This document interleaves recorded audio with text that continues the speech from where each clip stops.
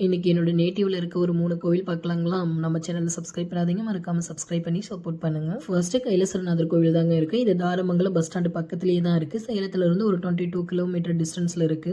இந்த கோவிலுக்கு 1000 ஆண்டு வரலாறு இருக்குன்னு சொல்லியிருக்காங்க. இந்த கோவிலுக்கு வந்து ரொம்ப வருஷம் ஆச்சுங்க. அதுக்கப்புறம் நான் இப்பதான் வரேன். பிரதோஷம் அன்னைக்கு இங்க எப்பயுமே நல்லா இருக்கும். அதனால பிரதோஷம் அப்ப நானும் அக்காவும் இங்க வந்திருக்கோம். அதுக்கப்புறம் ரொம்ப வருஷம் கழிச்சு நான் இப்பதான் வந்திருக்கேன்.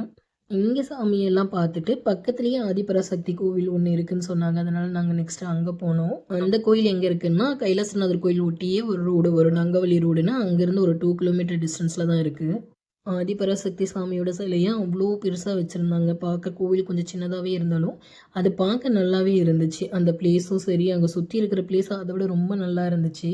இங்க பார்த்துட்டு அடுத்து லிங்க பைரவிக்கு போயிருந்தோங்க. அந்த கோவில் சேலம் மாவட்டத்திலேருந்து ஒரு 6 கிலோமீட்டர் டிஸ்டன்ஸ்ல தான் இருக்கு. ஃபுல் வீடியோ லிங்க் கீழே கொடுத்துருக்கேன். மறக்காம சப்ஸ்கிரைப் பண்ணிருங்க. பாய்.